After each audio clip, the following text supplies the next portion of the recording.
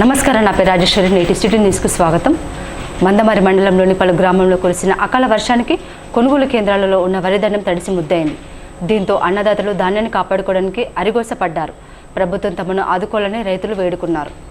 కొనుగోలు కేంద్రంలో తడిసిన ధాన్యం మండలంలోని సారంగపల్లి పొన్నారం గ్రామ పంచాయతీలో ఏర్పాటు చేసిన వరిధాన్యం కొనుగోలు కేంద్రాల్లో ఉదయం కురిసిన వర్షానికి అకాల వర్షానికి చేతికొచ్చిన వడ్లు రాలిపోవడంతో రైతులు ఆందోళన చెందుతున్నారు.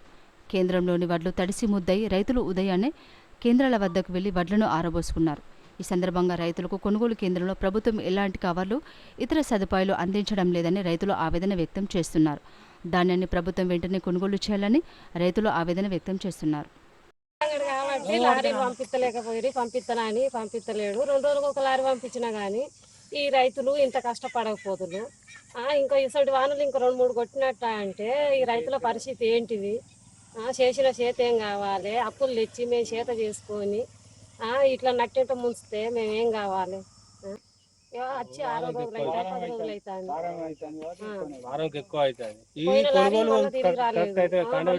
లారీని పంపించలే, పెట్టిన బస్తాలు ఆడున్నాయి, అడ్లు ఇక్కడ ఉన్నాయి. 3 రోజులు అవుతుంది కావచ్చు, రాలేదు, ఇంతవరకు రాలేదు లారీ. అకాల వర్షం అన్నదాతలను నెట్టేంట ముంచింది. కొనుగోలు కేంద్రాల్లో ఉన్న ధాన్యం మొత్తం తడిసిపోయాయి. ఎలాంటి తరుగు లేకుండా ధాన్యం కొనుగోలు చేయాలని డిమాండ్ చేస్తూ రైతులు చెన్నూరు మండలం కృష్ణంపేట గ్రామ ప్రధాన రహదారిపై బైఠాయించి రాస్తారోకో నిర్వహించారు. చెన్నూరు మండలం కృష్ణంపేట గ్రామంలోని ప్రధాన రహదారిపై బైఠాయించి రైతులు ఆందోళన కార్యక్రమం చేపట్టారు. ఎలాంటి తరుగు లేకుండా వడ్ల కొనుగోలు సెంటర్లో ధాన్యం కొనుగోలు చేయాలని రైతులు డిమాండ్ చేశారు. అకాల వర్షానికి తడిచిన వడ్లను సైతం ప్రభుత్వం కొనుగోలు చేయాలని డిమాండ్ చేశారు. కాంగ్రెస్ పార్టీకి వ్యతిరేకంగా రైతులు నినాదాలు చేశారు. రైతులకు మద్దతుగా బీజేపీ మరియు బీఆర్ఎస్ నేతలు ఆందోళన కార్యక్రమంలో పాల్గొన్నారు. ఆందోళన చేపట్టిన రైతులను చెదరగొట్టడానికి పోలీసులు చేసిన ప్రయత్నం విఫలమైంది. అగ్రికల్చర్ ఏడీ రాజేష్ రైతులతో మాట్లాడి రైతులకు మేలు జరిగే విధంగా చర్యలు చేపడతామని హామీ ఇవ్వడంతో రైతులు ఆందోళన విరమింపజేశారు.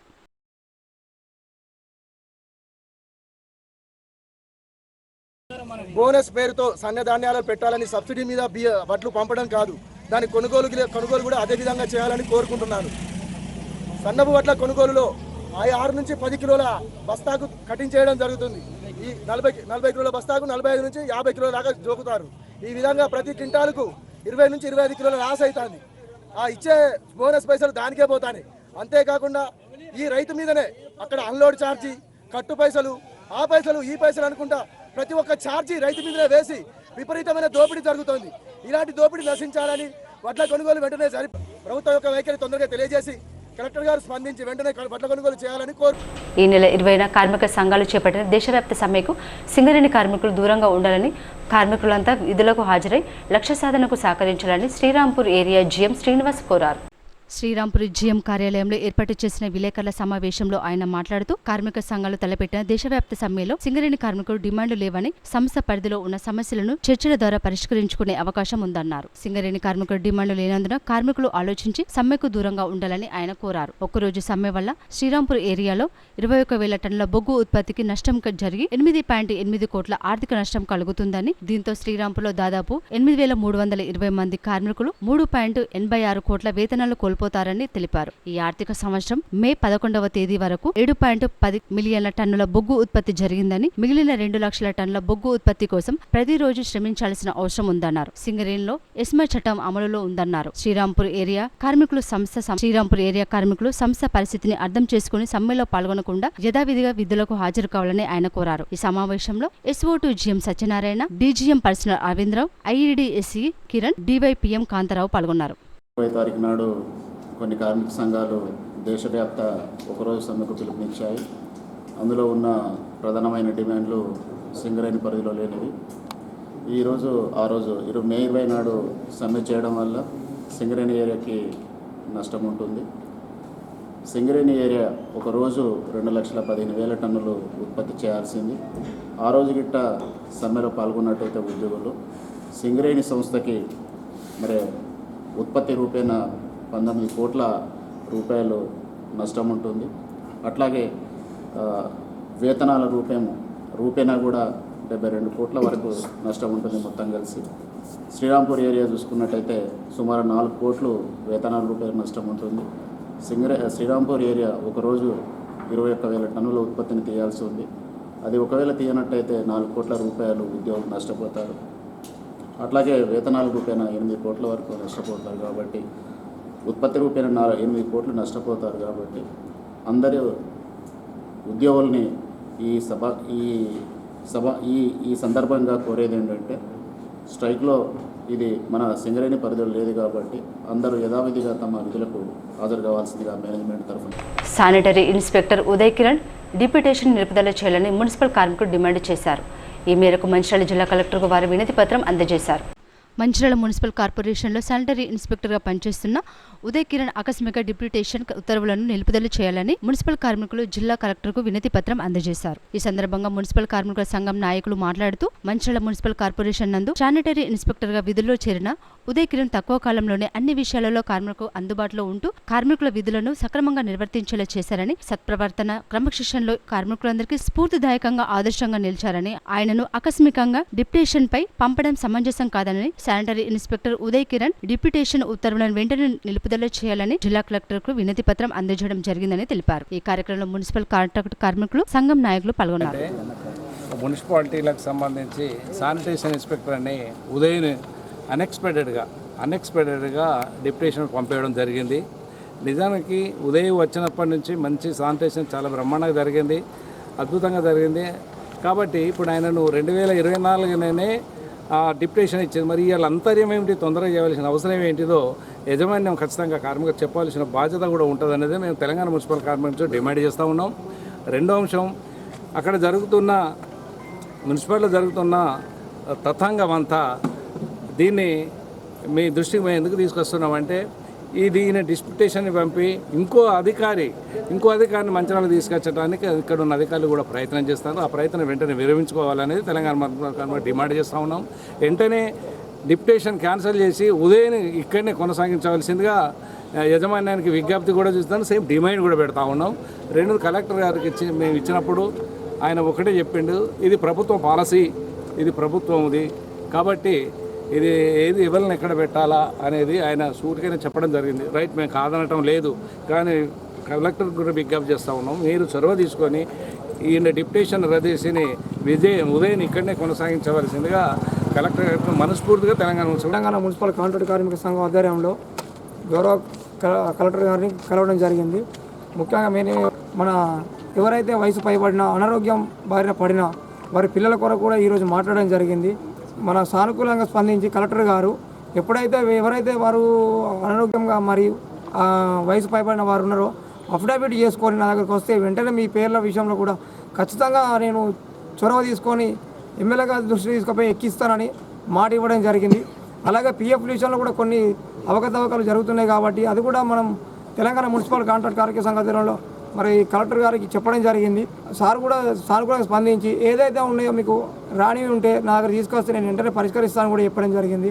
అలాగే ఏదైతే ఉదయ్ కిరణ్ గారిది మన శానిటేషన్ ఇన్స్పెక్టర్ గారిది డిప్యూటేషన్ ఖచ్చితంగా క్యాన్సిల్ చేయాల్సిందిగా కోరుకుంటున్నాము. ఎందుకనంటే ప్రతి ఒక్క కార్మికుడు కోరుకునేది కూడా అదే. ఇటు నస్పూర్ కానీ ఇటు మంచిర్యాల కానీ మన మహాప్రస్థానం అప్పుడు శివరాత్రి అప్పుడు ఎన్ని వేళల ఈ టైం ఆ టైం అనకుండా పగలు రాత్రి అనకుండా రాత్రి 3కి 2 దాకా కూడా మేము చేసిన రోజులు ఉన్నాయి. ప్రతి ఒక్కరిని ఒక ఇంట్లోగా చూసుకున్న విధానం ఆయనది ఉన్నది. కాబట్టి కార్మికులు అందరూ ఆయనను కావాల్సుకొని ఇక్కడనే కోరుకుంటారు. కాబట్టి దయచేసి అది కూడా చెప్తున్నాను, కలెక్టర్ గారికి మా విన్నపాన్ని వినవించాలని చెప్తున్నాను. జన్నారం మండల కేంద్రంలో నూతనంగా ప్రెస్ క్లబ్ భవనాన్ని ఖానాపూర్ ఎమ్మెల్యే వెడమ బొజ్జు పటేల్ ప్రారంభించారు. జన్నారం మండల కేంద్రంలో ప్రెస్ క్లబ్ నూతన భవనాన్ని ఖానాపూర్ ఎమ్మెల్యే వెడమ బొజ్జు పటేల్ మంగళవారం రోజున ప్రారంభించారు. ప్రజలకు ప్రభుత్వానికి వారధిగా ఉంటూ సమాజంలో జరుగుతున్న అన్యాయాలను రూపుమాపడంలో విలేకరుల పాత్ర చాలా కీలకమని అన్నారు. జర్నలిస్టుల సంక్షేమం కోసం ప్రజాప్రభుత్వం నిరంతరం కృషి చేస్తుందని అన్నారు.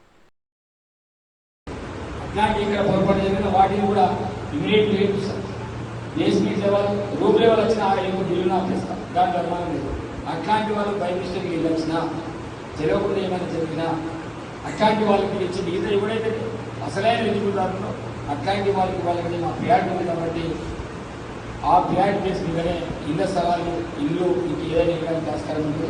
కాబట్టి ప్రభుత్వ పరంగా ఏం చేయాలన్నా ఏం సహకారం కావాలన్నా నా వంతుగా 100% అండగా ఉండే వాళ్ళకి నాది. ఎందుకంటే నేను కూడా మీడియాలో పనిచేసిన వ్యక్తిగా కాబట్టి మీడియా యొక్క బాధలు ఆవేదనలు అన్నీ కూడా తెలుసు. కానీ ఈ రోజుల్లో చాలా రకాలుగా పేపర్ రావడంతో అనేక రకాలుగా అనేకమైన ఇబ్బందులు ఉన్నాయి. అది మీ అందరికీ తెలిసిన విషయం. కాబట్టి ఏదేమైనా సరే మనమంతా కూడా ఒక మంచి విషయాన్ని బయటికి చూపెట్టాలి.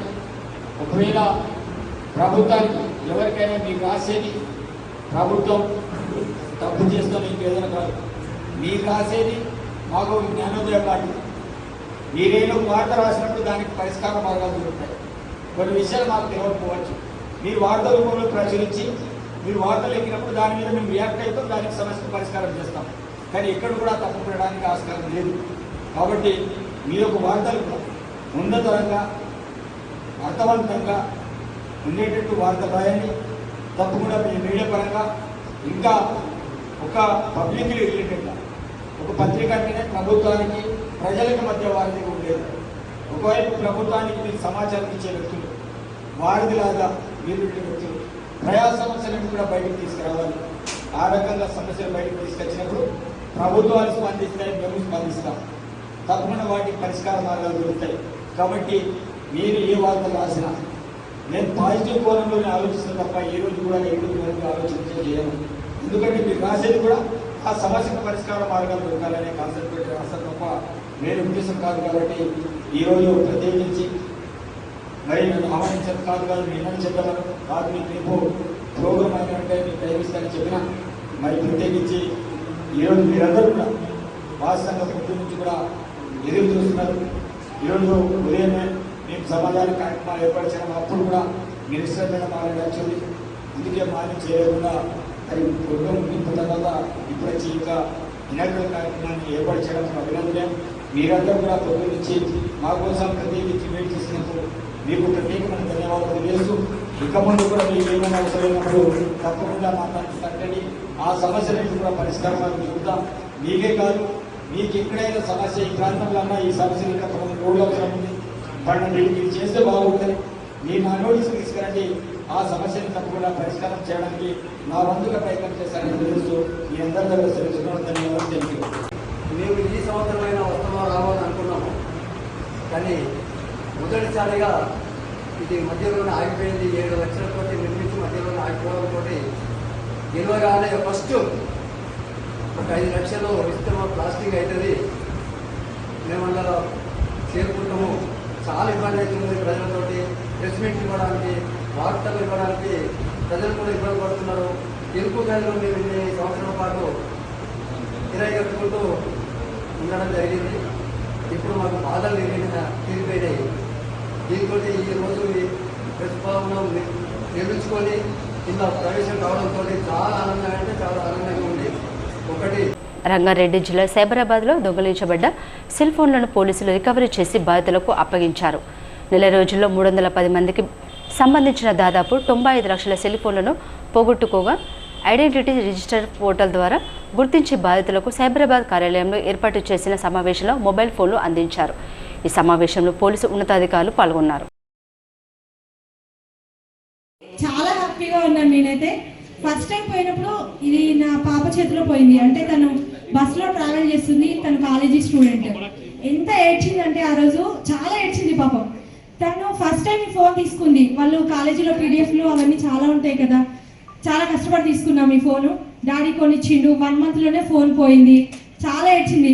పోలీస్ వాళ్ళందరూ అన్నారంట, అమ్మ ఏడవకు రా, నీకెందుకు 10 డేస్లో మేము ట్రాక్ చేసి నీ ఫోన్ నీకు ఇస్తాము, ఏడవద్దని చాలా సపోర్ట్ చేశారంట. నిజంగానే 10 డేస్లో ఇచ్చారు. తను ఎంత హ్యాపీగా ఫీల్ అయిందంటే ఆ రోజు అసలు మాటల్లో చెప్పలేను నేను. అండ్ సెకండ్ టైం మా హస్బెండ్ ఫోన్ పోయింది. తను రిక్వెస్ట్ చేశారు కూతుర్ని, అమ్మ నేను తీసుకెళ్తాను రా, నా ఫోన్ పోయింది, కావాలి నాకు అర్జెంట్ అని చెప్పి తీసుకున్నారు. హాఫ్ అన్ అవర్లో వెజిటేబుల్ మార్కెట్కి వెళ్ళారు. హాఫ్ అన్ అవర్లో ఫోన్ పోగొట్టుకున్నారు. ఆ రోజు చాలా ఏడ్చింది, డాడీ ఇది పోయిన ఫోను లక్కీగా దొరికింది, నా లక్కీ ఫోన్ పోగొట్టావు నువ్వు, నేను లక్కీగా ఫీల్ అవుతున్నాను. దాని మీద ఒక చిన్న స్క్రాచ్ పడినా తను ఎంత ఫీల్ అయ్యేదంటే, డాడీ ఏంటి ఇలా స్క్రాచ్ చేసావు, ఇది నా లక్కీ ఫోన్ కదా, ఎందుకు తీస్తావు, ఎందుకు యూజ్ చేస్తావు అంటుండే. అంత హ్యాపీగా ఫీల్ అయిపోయి మళ్ళీ ఫోన్ పోయేసరికి ఇంకా చాలా ఫీల్ అయిపోయింది. ఈసారి దొరుకుతుందో లేదో మమ్మీ, ఫస్ట్ టైం అయితే లక్కీగా దొరికింది, ఈసారి దొరుకుతుందో లేదో అని అన్నారు. లక్కీ కాదండి, ఇక్కడ మన పోలీస్ వల్ల కష్టం ఇది. నేనైతే అలానే చెప్తాను. పోర్టల్ 2023 ఏప్రిల్లో మనకు వచ్చింది. సో అప్పటి నుంచి కూడా పోలీస్ డిపార్ట్మెంట్లో ఈ సెల్ ఫోన్ని రికవరీ చేసిన తర్వాత విక్టిమ్స్ని ఒక చోట పిలిపించి వాళ్ళకు హ్యాండ్ ఓవర్ చేయడం జరుగుతుంది. సో మన తెలంగాణ పోలీస్ అంటే డీజీ గారు, తర్వాత ఆల్ డిస్ట్రిక్ట్ యూనిట్ ఆఫీసర్స్, అదేవిధంగా మన సిపి సైబరాబాద్ సారు, వీళ్ళందరూ ఏంటంటే పెద్ద ఎత్తున ప్రజలకు మనం ఉన్నాము. సో వాళ్ళ బాధలను మేము షేర్ చేసుకుంటున్నాము, వాళ్ళ విలువైన ప్రాపర్టీని ఇస్తున్నాము. ఒకటి మనం ఏమవుతుందంటే మామూలుగా మనకు సెల్ మనం పోతుంటే ఒక సెల్ దొరుకుతుంది, మనకు ఎక్కడ ఒక సీట్ మీద మామూలుగా రోడ్డు మీద దొరుకుతుంది. జనరల్గా మనిషి హ్యూమన్ టెండెన్సీ ఏముంటుందంటే తీసి జేబులో పెట్టుకుంటాం, ఎందుకంటే జర కాస్ట్లో ఉంది, నేను వాడుకోవచ్చు అని అనుకుంటాం. కానీ అతనికి ఈ టెక్నాలజీ ఉంది, దీన్ని ఇట్లా పట్టుకుంటారు అని చెప్పేసి తెలియదు. ఇప్పుడు మేము మీ ఫోన్ని ఎట్లా ట్రాక్ చేసినాం అనమాట. ట్రాక్ చేయడం వల్ల అతను ఏం చేశాడంటే మీ సిమ్ తీసేసి ఈ సెల్ ఫోన్లో వేరే సిమ్ పెట్టి యూజ్ చేసుకుంటున్నాడు. సో యూజ్ చేసుకున్నప్పుడు మనకు ఆ సెల్ ఫోన్ మన ఏదైతే పోగొట్టుకున్నా ఐఎంఈ నెంబర్లో ఫలానా సెల్ వాడుతుందని చెప్పేసి అన్నప్పుడు మనం అతనికి ఫోన్ చేస్తాం. సో మీరే ఉన్నారనుకోండి, ఆ ఫోన్ మీరే తీసుకున్నారు, పోలీసులకి మీకు ఫోన్ వస్తుంది. ఫోన్ రాగానే మీరు జనరల్గా భయపడతారు, సార్ ఏమో సార్ ఇది కాదు సార్, నాది కాదు సార్ అని అంటాడు. అన్నప్పుడు ఆయనకు ఆటోమేటిక్గా సైకాలజీ తెలిసిపోదు, అబ్బా ఇదేదో ఉందిరా పోయి ఇదేదో దొరికిపోయినట్టుంది అని అనుకుంటాడు. అప్పుడు మనం ఏంటంటే అష్యూరెన్స్ ఇస్తాం వాళ్ళకు, ఏమని, బాబు ఇది కేసు రిజిస్టర్ చేయట్లేదు, దొరికిన సొమ్మును మాకు ఇచ్చేస్తే చాలు అని చెప్పేసి అంటారు. సో ఈ విధంగా ఏమవుతుంది అంటే మనిషి నేను దొంగతనం చేసినా తెలిసిపోతుంది అనే ఉద్దేశంతో చాలా వరకు మనకు రికవరీ కాలేకపోతుంది. సో వాళ్ళు ఏం చేస్తారు, కొంతమంది షాపులో అమ్మేస్తారు, ఇది నా పర్సనల్ నెంబర్ అని చెప్పి అమ్మేస్తారు, పర్సనల్ నాకు డబ్బులు ఉన్నాయని చాలా చీప్గా అమ్మేస్తారు. తర్వాత మేము ట్రాక్ చేసినప్పుడు అది ఆ షాప్ దగ్గర దొరుకుతుంది. అప్పుడు షాప్ దగ్గర దొరికినప్పుడు ఆటోమేటిక్గా వాడు లాస్ అవుతాడు కదా, సార్ నేను డబ్బులు ఇచ్చిన, 4,000 ఇచ్చిన, 5,000 ఇచ్చిన, 10,000 ఇచ్చిన అని చెప్పి అనుకుంటాడు. సో ఇది ఒకటి మనకు ఛాలెంజ్ ఉండదు సొసైటీలో. అది ఏమవుతుందంటే విక్టిమ్స్ మనకు హ్యాపీగా ఉంటుంది, కాకపోతే వీడు నా సెల్ ఫోన్ని ఏం చేశాడో, ఎక్కడెక్కడ యూజ్ చేశాడో అని చెప్పేసి మనకు ఒకసారి ఒక వస్తువు పోయిన తర్వాత వాడు ఖరాబ్ చేసినాడనే ఒకటి మైండ్లో ఇది ఉంటుంది. కాబట్టి పోయిన తర్వాత ఏం చేయాలనేది ఇప్పుడు ఏసీపీ గారు చెప్పారు. తర్వాత దొరికిన తర్వాత ఎట్లా ఉంటుందనేది అది కూడా మీరు చెప్పాలి. సో మీడియా మిత్రులు కూడా చెప్పేది ఏంటంటే, ఇప్పుడు పోయిన తర్వాత ఇవ్వచ్చు ఆయన, ఎందుకంటే అతని వస్తువు కూడా పోయినప్పుడు అతనికి కూడా ఫీలింగ్ ఉంటుంది కదా, నా వస్తువు పోయింది, ఇంత కాస్ట్లీ పెట్టి కొన్నాను, ఎవరైనా గిఫ్ట్ ఇవ్వచ్చు, లేకపోతే అతనే సేవ్ చేసిన డబ్బుతో చాలా కాస్ట్లీ ఐటమ్ కాబట్టి ఇవన్నీ కొద్దిగా ఆర్థికతో ముడిపడి ఉంటాయి కాబట్టి కొద్దిగా సమస్యలు ఉంటాయి. కాబట్టి మీరు ఫోన్లను జాగ్రత్తగా చేసుకోవాలంటే ఈ మామూలుగా రొటీన్గా మేము ఎప్పుడు చెప్తూనే ఉంటాం. మద్యానికి బానిసై రామకృష్ణపూర్ పట్టణంలోని శ్రీనివాస్ నగర్కు చెందిన సింగరేణి ఉద్యోగి పెండల రామకృష్ణ మృతి చెందాడు. మద్యానికి బానిసై రామకృష్ణపూర్ పట్టణం శ్రీనివాస్ నగర్కు చెందిన సింగరేణి ఉద్యోగి పెండల రామకృష్ణ మృతి చెందిన సంఘటన బుధవారం వెలుగులోకి వచ్చింది. కుటుంబ సభ్యులు తెలిపిన వివరాల ప్రకారం మృతుడు రామకృష్ణకు మౌనిక అనే మహిళతో గత 12 ఏళ్ల క్రితం వివాహం కాగా కుటుంబ కలహాలు, మనస్పర్ధలతో విడాకులు తీసుకున్నారని తెలిపారు. ఈ క్రమంలో పూర్తిగా మద్యానికి బానిసైన రామకృష్ణ నిత్యం ఆల్కహాల్ సేవిస్తూ అనారోగ్యంతో మృతి చెంది ఉంటాడని, అతని మృతి పట్ల తమ కుటుంబ సభ్యులకు ఎలాంటి అనుమానాలు లేవని స్పష్టం చేశారు. ఈ మేరకు పట్టణ ఎస్ఐ రాజశేఖర్ కేసు నమోదు చేసుకుని దర్యాప్తు చేస్తున్నట్లు పేర్కొన్నారు. సిద్దిపేట జిల్లా గజ్వెల్ జగదేవ్పూర్ మండలం అలిరాజ్పేట నిర్మల్ నగర్ ప్రధాన రోడ్డు పక్కన నూతనంగా నిర్మించిన ఎల్లమ్మ తల్లి, మాతమ్మ తల్లి దేవాలయాలకు భక్తులు పోటెత్తారు. ఈ ప్రాంత భక్తులు పెద్ద సంఖ్యలో బోనాలతో తరలివచ్చి ప్రత్యేక పూజలు చేశారు. ఈ సందర్భంగా భక్తులు మాట్లాడుతూ అమ్మ దయ ఉంటే అంతా మంచి జరుగుతుందని, రేణుక ఎల్లమ్మ తల్లి, మాతమ్మ తల్లి కరుణాకటాక్షలు అందరిపై ఉండాలని అమ్మవార్లకు ప్రత్యేక పూజలు నిర్వహించడం జరిగిందని అన్నారు. గ్రామ దేవతల అనుగ్రహంతో అందరూ బాగుండాలని కోరుకుంటూ నూతన దేవత విగ్రహ ప్రతిష్టాపన వేడుకలకు సహకరించిన ప్రతి ఒక్కరికి అమ్మవారి కరుణాకటాక్షలు ఉంటాయని, 3 రోజులుగా పోచమ్మ తల్లి, శీతలాదేవి, నాభిశీల, శ్రీ రేణుక ఎల్లమ్మ దేవి వేడుకలకు సహకరిస్తున్న ప్రతి ఒక్కరికి ధన్యవాదాలు తెలిపారు.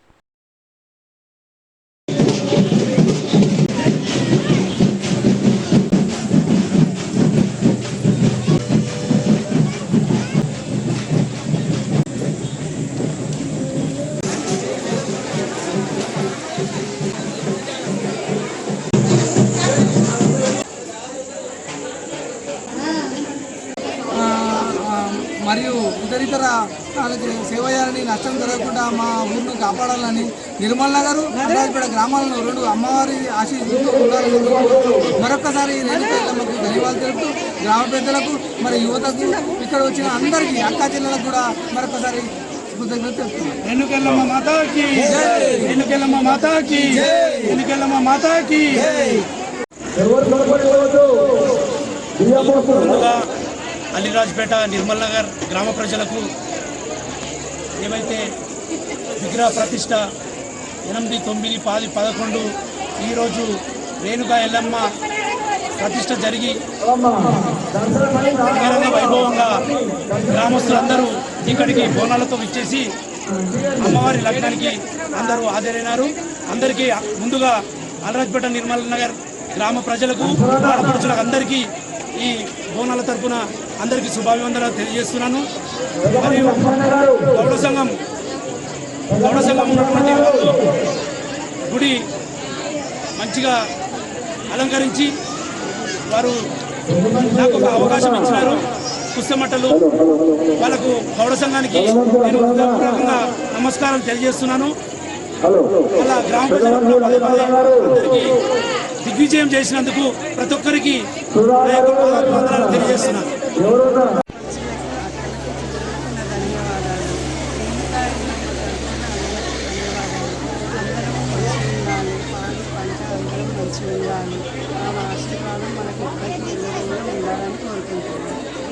మళ్ళీ స్టార్ట్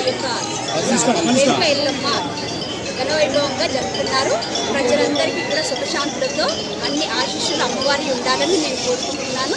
ఈ పుస్తమట్ల అవకాశం మాకు కల్పించినందుకు, మా అన్న వాళ్ళకి కల్పించినందుకు మాకు ఎంతో సంతోషంగా ఉంది. ఈ అలీరాజ్పేట గ్రామ ప్రజలందరికీ కూడా, నిర్మల్ నగర్ గ్రామ ప్రజలందరికీ కూడా సుఖశాంతులతో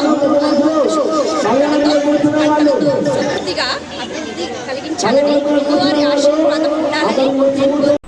పద్మశాలి సంఘం ఆధ్వర్యంలో సిద్దిపేట జిల్లా మామిడాల పునరావాస కాలనీలో నిర్వహిస్తున్న మార్కండేయ విగ్రహ ప్రతిష్టాపన కార్యక్రమాలు వైభవంగా జరుగుతున్నాయి.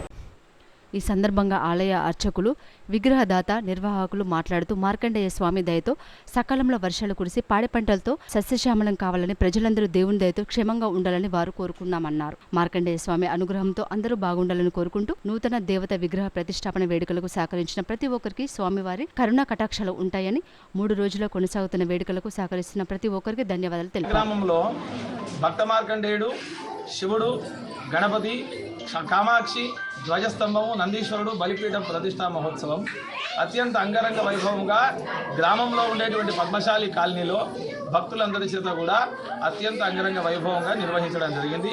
దీనికి తాజా మాజీ సర్పంచ్ గారు, తాజా మాజీ ఎంపీటీసీ గారు, అదేవిధంగా ఉన్నటువంటి రాజకీయ నాయకులందరూ కూడా ఈ కార్యక్రమంలో పాల్గొనడం జరిగింది. మీరు ఇక్కడికి వచ్చినారు. స్వామివారి ఆశీస్సులు అందరికీ ఉండాలని చెప్పేసి అందరూ కూడా స్వామివారిని వేడుకున్నారు. ఇంకా కొంత సమయంలో అన్నదాన కార్యక్రమం కూడా ఉంటుంది. ఇందులో భక్తులందరూ పాల్గొంటారు.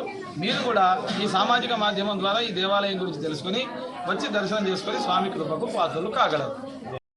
గ్రామంలో మార్కండేయ గుడి విగ్రహ ప్రతిష్టాపన జరుగుతుంది. దీనికి ఇచ్చిన దాతలందరికీ కూడా కృతజ్ఞతలు చెప్తున్నాము. ఈరోజు ఇంత బ్రహ్మాండమైన గుడి ఫస్ట్ మా ఊళ్ళో కట్టడం చాలా సంతోషకరమైన విషయము. అందుకోసం ఈరోజు బ్రహ్మోత్సవాలు బ్రహ్మాండంగా జరుగుతున్నాయి.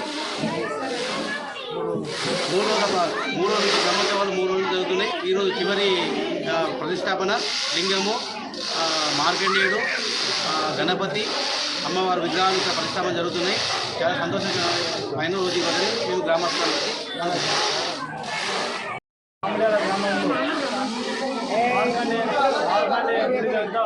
విగ్రహ ప్రతిష్ట జరుగుతున్నది. కార్యక్రమంలో పాల్గొన్న భక్తులందరికీ ధన్యవాదాలు తెలుపుతూ, ముఖ్యంగా ఏంటంటే మా గ్రామం ముందుకూరైంది కొండపోచంలో, అక్కడ నుంచి ఇక్కడ వచ్చాం. మేము ఇక్కడ వచ్చి కొత్త నిర్మాణం గుడి నిర్మించుకున్నాము. నిర్మాణంకు సహకరించిన భక్తులందరికీ నేను చేతులొచ్చి నమస్కరిస్తున్నాను. చాలామంది చందాలు ఇచ్చినది గవర్నమెంట్ డబ్బు కాదు, చందాలతో కట్టుకున్న గుడి. దయచేసి మీరందరూ సహకరించినందుకు మీ అందరికీ మరొకసారి నేను. మెదక్ జిల్లాలో ఘోర రోడ్డు ప్రమాదం జరిగింది. కౌడుపల్లి మండలం వెంకట్రావుపేట సమీపంలో బైకును కారు అతివేగంతో ఢీకొట్టింది. ఈ ప్రమాదంలో బైక్పై వెళ్తున్న 2 వ్యక్తులు రమేష్, లక్ష్మణ్ గాల్లో ఎగిరిపడి తీవ్రంగా గాయపడ్డారు. కారు డ్రైవర్ వేణుమాధవ్కు గాయాలు అయ్యాయి. మరో కారులో ఉన్నవారు ప్రమాదాన్ని చిత్రీకరించిన వీడియో సోషల్ మీడియాలో వైరల్గా మారాయి.